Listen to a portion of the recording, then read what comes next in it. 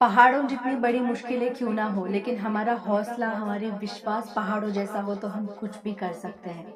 Life की किसी भी स्टेज पर, किसी भी उम्र में आप कुछ भी अगर मैनिफेस्ट करना चाहते हैं तो वो पॉसिबल है। और हम में से बहुत सारे लोग ऐसे हैं जो अभी प्रॉब्लम से घिरे हुए हैं। हमें ऐसा लगता है कि वन बाय वन प्रॉब्लम्स आते ही जा रही हैं, या तो कोई एक ही प्रॉब्लम जो बहुत समय से चल रही है वो इतनी बड़ी है कि हम उससे डील कर ही नहीं सकते। राइट। अगर आप इस बात से कनेक्ट कर पा रहे हैं तो ये सक्सेस स्टोरी आपके लिए है। ये इतनी मोटिवेटिंग है, इतनी इंस्पायरिंग है कि आपका जो मैनिफेस्टेशन का प्रोसेस है वो 10 गुना ज़्यादा स्पीड अप हो जाएगा, बढ़ जाएगा इसको सुनने के बाद। इन्होंने जो अपने लाइफ में फॉलो किया है, अगर वो हम अपने लाइफ में फॉलो करेंगे तो सारी प्रॉब्लम्स गायब हो जाएंगी। ये एक कहानी है पर इसके कई सारे पहलू हैं, कई सारे लेसन्स हैं। और ये कहानी मैं theSecret.com से पढ़ रही हूँ, क्योंकि हमारी जो बुक है how the secret change my life, जिससे हम हर रोज़ स्टोरी सुनते हैं, उसकी अब सिर्फ 5-6 स्टोरीज़ बची हुई हैं। और ट्रस्ट में जितनी भी स्टोरीज़ हैं मुझे अच्छी नहीं लगी हैं वो है, तो फ़िलहाल हम यहीं से स्टोरी सुनेंगे। तो कहानी है डेब्रा नाम की एक लेडी की, जिनकी उम्र 40 साल है। और 40 साल में भी उन्होंने क्या क्या किया है वो काबिले तारीफ़ है। हमारे इंडिया में तो 40 साल को ओल्ड समझा जाता है, 30 साल को भी ओल्ड समझा जाता है। I don't know why, but foreign का सिस्टम मुझे बहुत अच्छा लगता है। वहाँ लाइफ ही शुरू होती है 30 साल बाद। 40, 50, 60, 70 साल के लोग इतने अच्छे काम कर रहे होते हैं कि उनको देख के हमें इंस्पिरेशन मिलती है। डेब्रा की कहानी 2006 की है, जब वो 40 साल की एक हेल्दी वुमेन थी, बहुत अच्छा काम करती थी। घोड़ों को ट्रेन करना और उनको राइड करना, उन्हें चलाना, ये उनका काम था। और ये अपने काम से इतना प्यार करती थी और इतना बिजी रहती थी अपने काम में कि वो अपने बॉयफ्रेंड से भी सिर्फ हफ्ते के एंड में मिलती थी, यानी एक ही दिन पूरे हफ्ते में। और सारा दिन वो सिर्फ और सिर्फ अपने काम पर कंसंट्रेट करते थे। अब उनके लाइफ में क्या हुआ, एक्सीडेंट हो गया।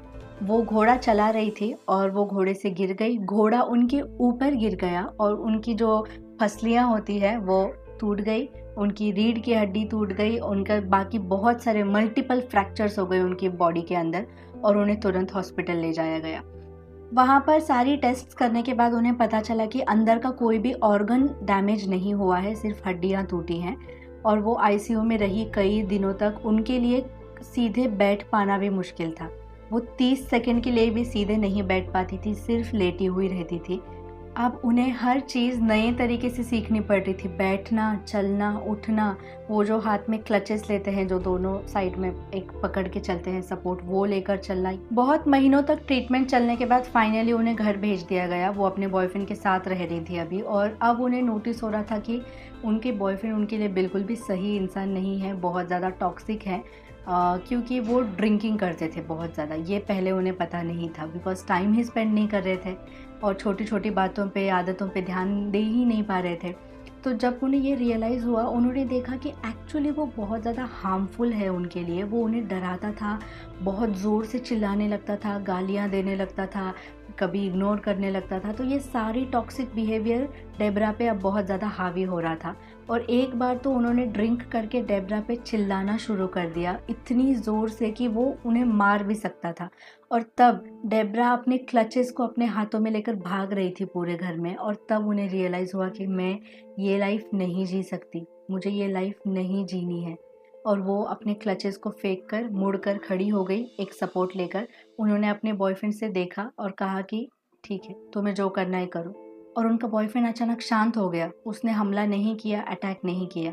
ये क्या प्रूव करता है पता है? जब तक हम सहते जाते हैं, सामने वाला करते जाता है। जब हम अपनी आवाज़ उठाते हैं ना किसी भी चीज़ के खिलाफ, तब उसे रियलाइज़ होता है कि अच्छा, इसने यहाँ पे बाउंड्री सेट कर दी है, एक लिमिट लगा दी है, इसके आगे मैं नहीं जा सकता। सो आवाज़ उठाना, अपनी चीज़ों को क्लियरली एक्सप्रेस करना, अपनी इश्यूज़ को बताना बहुत इंपॉर्टेंट है। ये सब होने के 2 महीने बाद डेब्रा ने अपने बॉयफ्रेंड से कम्प्लीटली रिश्ता तोड़ दिया। अब ब्रेकअप तो डेब्रा ने कर लिया, पर उनके बॉयफ्रेंड ने उनके ऊपर $7 लाख का कर्जा छोड़ा हुआ था। अब डेब्रा को बिल्कुल समझ नहीं आ रहा था कि मैं क्या करूं। एक तो बॉडी की प्रॉब्लम, ऐसी बॉडी लेकर वो जॉब नहीं कर सकते, वो प्रॉब्लम। जॉब नहीं, रिस्पॉन्सिबिलिटी कोई निभा नहीं पा रहे, ऊपर से इतने बड़े खर्चे हैं और वो अकेली हैं और अब उनके लाइफ में प्यार नहीं है, इतनी सारी प्रॉब्लम्स एक साथ। अब देखने वाली बात यह है कि ऐसी सिचुएशन में डेब्रा ने कैसे हैंडल किया है खुद को, ठीक है। अब डेब्रा के मन में सिर्फ एक ही ऑप्शन चल रहा था कि मैं ये शहर छोड़ के ही चली जाती हूँ, और वो यूएस चली गई, क्योंकि यहाँ पे पैसे ले मांगने वाले उनके पीछे पड़े थे और वो अभी पैसे नहीं चुका सकती थी ना, उनको टाइम लगेगा $7 लाख चुकाने के लिए। और जब वो यूएस में गई, वहाँ पे अपने घोड़े लेकर गई साथ में, वो भी उधारी पर लिए हुए थे घोड़े, और फिर उन्होंने किसी तरह अपना जॉब स्टार्ट किया।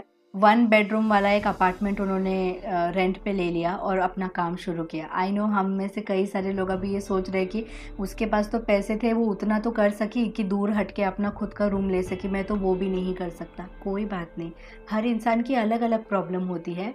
हमें हमेशा दूसरों की लाइफ इजी ही लगती है, the grass is always greener on the other side, लेकिन सब लोग किसी न किसी एरिया में अपने लाइफ में स्ट्रगल करते हैं, ठीक है।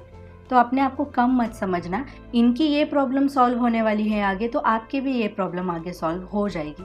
Okay, smile. तो ये क्या हुआ पता है, 1 साल चला गया क्लचेस लेकर काम करते हुए, मतलब कितना हार्ड वर्क उन्होंने किया होगा आप सोचो। ये जो लेडी थी ना, ये ज़िद्दी लेडी थी, इनके मन में जीतने की इच्छा थी, इनका एटीट्यूड अच्छा था, वो अपने ख़राब टॉक्सिक बॉयफ्रेंड के लिए रोते नहीं बैठे, इन्हें पता था कि इनकी वैल्यू क्या है। मैं इतनी ग्रेट लेडी जो खुद के दम पर सब कुछ करती है, वो मैं इस ऐसे इंसान के लिए रोती रहूँगी जो मुझे 1 पैसे की वैल्यू नहीं देता। She knew. तो अपनी खुद की कीमत जानना बहुत इम्पॉर्टेंट है। यहाँ पर एक एग्जांपल दूँ छोटा सा। एक्चुअली मैंने शाम को एक छोटा वीडियो रिकॉर्ड किया था सेम इसी बारे में, और इसी तरीके की स्टोरी मुझे मिली है। आई थिंक ये मैसेज पहुँचना ही था, आज डेस्टाइन था पहुँचना। सो किसी भी चीज़ से जल्दी मूव ऑन करना बहुत इम्पॉर्टेंट है, बहुत बहुत बहुत ज़्यादा। जब हम गिल्ट को, हर्ट को या कोई भी नेगेटिव फीलिंग को रहने देते हैं अपने मन में, तो धीरे धीरे हम सड़ने लगते हैं उस फीलिंग के साथ। आपने देखा होगा ठहरा हुआ जो पानी होता है वो हमेशा गंदा होता है, बदबूदार होता है, उसके अंदर कीड़े कीटाणु सब हो जाते हैं, राइट। और नदी का पानी बहुत फ्रेश माना जाता है, पीते भी हैं उसे, क्योंकि वो हमेशा बहता रहता है। उसी तरह हमें अपनी लाइफ में मूव ऑन करते रहना।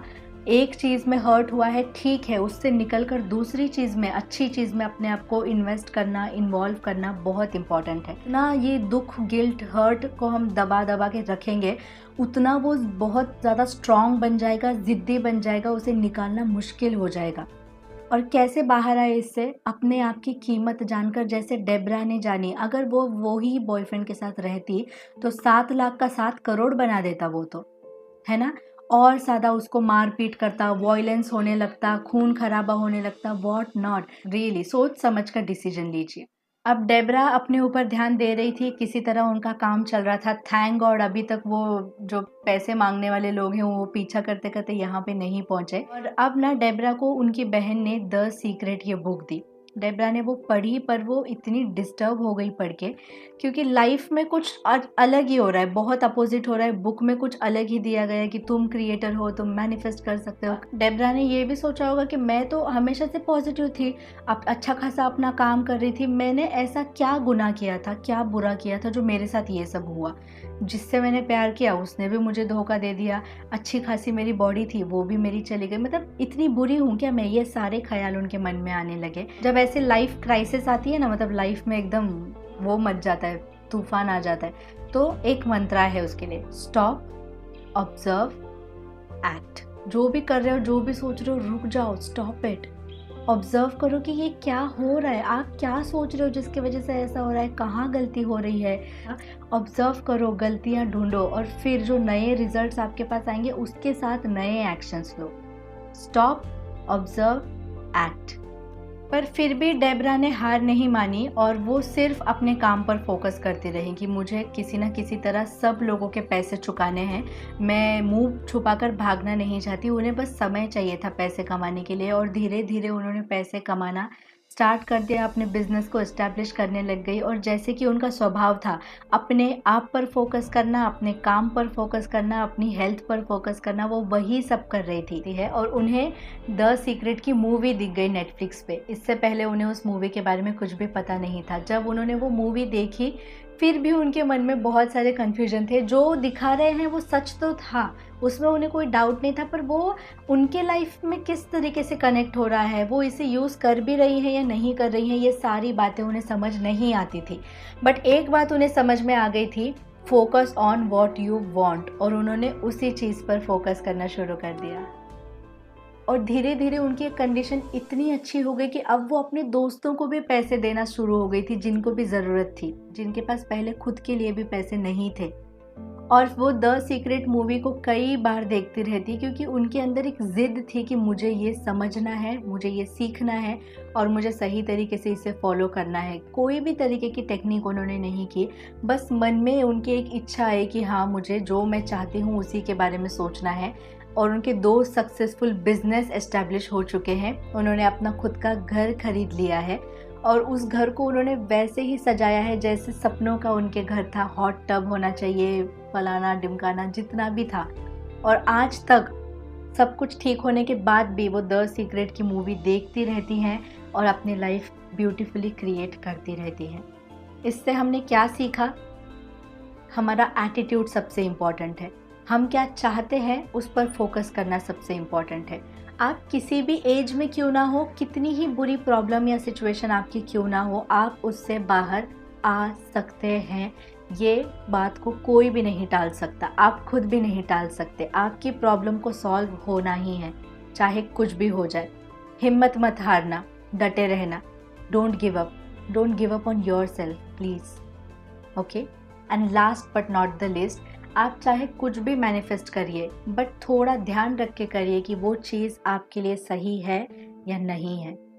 ओके, मैच्योरली सारे डिसीजन लेना। अगर आपको समझ नहीं आ रहा है तो थोड़ा रुक जाओ, stop, observe, act. Okay, I hope इस मैजिकल, वंडरफुल, पावरफुल स्टोरी ने सभी को हेल्प की हो। आप जितनी बार इसे सुनेंगे शायद आपको कुछ अलग अलग एंगल समझ में आ जाएगा, क्योंकि इस स्टोरी में एक नहीं कई सारे पहलू हैं, हिडन मीनिंग्स हैं। अगर आपको उनमें से कोई और पहलू नज़र आया है तो आप कमेंट्स में वो शेयर कर सकते हो, ताकि जो भी लोग पढ़ रहे हैं उन तक ये मैसेज चला जाए। लास्ट में मैं बस यही कहूँगी, कुछ भी इम्पॉसिबल नहीं है, आप ये कर सकते हैं। अगर आपको एक बड़ा सा पत्थर तोड़ना है, वो एक बार में तो नहीं टूटेगा, बहुत बार आपको उसके ऊपर मारना पड़ेगा। लेकिन इसका मतलब ये नहीं है कि पहला वार जो आपने किया था वो कमज़ोर था। हर एक वार उतना ही ज़्यादा काउंट करता है, उतना ही ज़्यादा रिजल्ट्स लेकर आता है। इसीलिए गिव अप मत करिए। अपने मैनिफेस्टेशन के लिए अपने अंदर से काम करते रहिए। सिर्फ मुंह से बोलना नहीं है, फील करना है कि हाँ, ये पूरा हो गया है। Okay, have a wonderful day full of miracles. Bye.